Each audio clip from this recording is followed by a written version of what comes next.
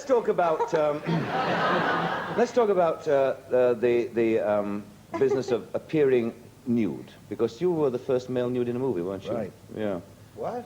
Yes, in Women in Love. Oh, we... See? No, you've not seen that? No, I go to see girls. I don't know what Brenda Jackson would say about that. Did you see Women in Love, Lady Barnett? No, I didn't, alas, and I didn't see The Devils, which I terribly wanted to see. I'm not saying this unkindly in any way. I did want to see it, and I asked a charming young girl about going to see it, and she said, oh, yes, you really ought to see it. You must see it, but don't have any lunch first. And I said, really, why not? And she said, well, I did, and I was sick with fright. And, you know, for me, an Aberdonian, to pay for my seat and lose my lunch as well. So I didn't go. But now, when it comes to the second lot of distributing cinemas, I shall have to go. And I won't have any lunch. It was actually a brilliantly made movie, The Devils, I thought, but it was very strong stuff, wasn't it? It was even stronger working on it. I think that both Russell and I haven't properly recovered from the experience. But no, we haven't. It was an extraordinary experience. I mean, you see the film, it lasts an hour and 30 minutes, but we were on it for 4 months. And you ever tried to be burned for 4 months? And they built this big bonfire at Pinewood on the lot, and they thought of everything. They built a cathedral that looked like a lavatory, and there were lots of people in black hats and flowers and lots of flames, and I had a button which I could press if it got too hot. And they'd shaved my head, and they'd tied me up, and I had an escape hatch and a man with a plastic mask on and asbestos. Why am I telling you this story? Because the wind direction changed, and Russell came along and he kept on throwing petrol on it. And when I was actually really burning to death, the special effects man said, we can't, he's really burning to death. He said, damn him, damn him, damn him. So it was... I must go and see it. Yes, that's right, it was. But if you're like me, you won't be able to bear the last few minutes that he's talking about, because I averted my eye. This is obviously where my young friend was sick, in the middle. Yeah, right. But again, it goes back to what Lady Barnett was saying to Mickey Spillane earlier. I mean, what is the effect, do you think, Oliver, of this kind of scene, this sort of violence that there is in movies nowadays on an audience? Do you think it's a healthy thing? I'm still being paid for that film. Neither Ken Russell or I got paid any money for that film. We got our expenses. We made that film because we thought that it was a proper time. And in the light of maybe the troubles in Ulster now, it was a proper time for that film to be made. We weren't trying to afford anybody proper niceties, any proper little entertainments, little asides before tea.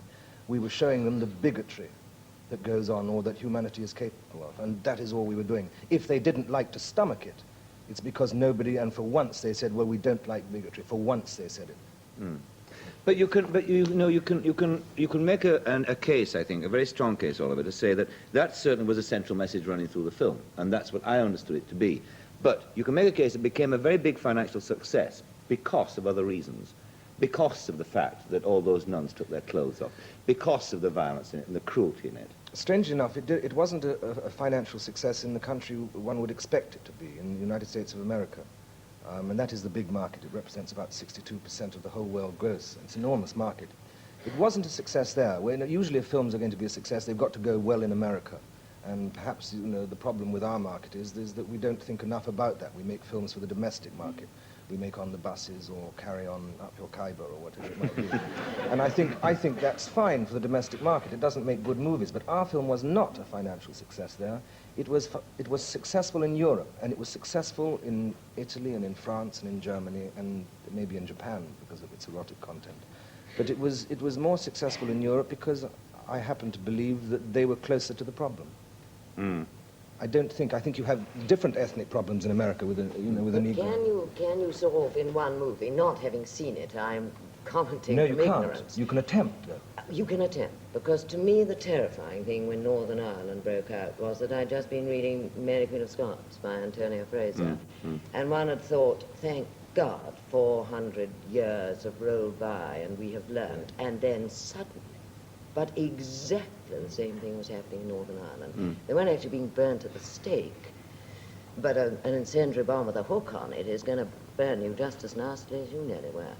Can you in one film do what 400 years has failed? No, you can't. Neither could that vicar who... But you are trying. Yes, neither did the vicar who dragged the wooden cross through Belfast do anything. But I mean, what we were trying to do was to point in some direction, and all of us, you know, and I'm an agnostic, but pray to whoever it might be that, you know, it stops.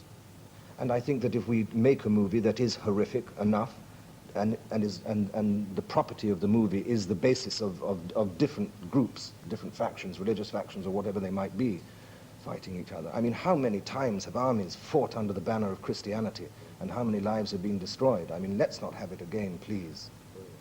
Yes, but I mean... It's a bit heavy, that, isn't no, it? No, but it's an interesting point, because I'm not yet convinced that by repelling people, that by turning their stomachs, that in fact, that you do the job that you set out to do. I think that's what would worry me about a film like The Devils, given that it was made with the best intention. People would still go for their own reasons.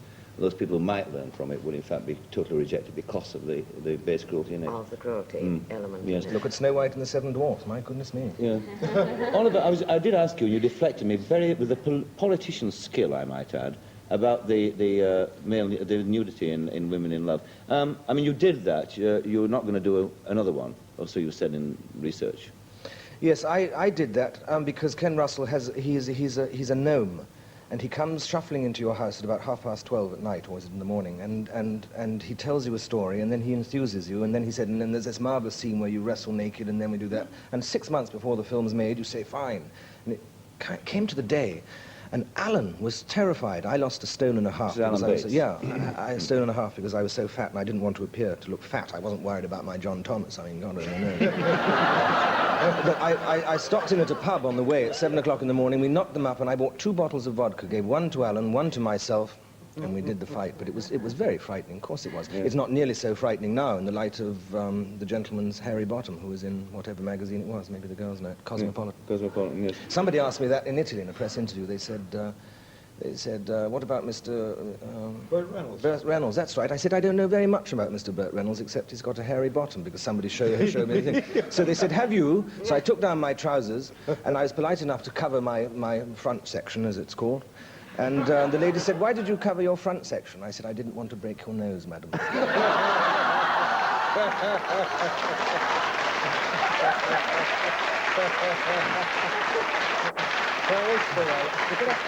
tell you, finally, sadly, but to the end, but a question I wanted to ask you, Sherri, actually, since your husband's had you on the front of his book, do you think that if your husband posed nude for the next cover, that it would disappoint Mickey Spillane fans?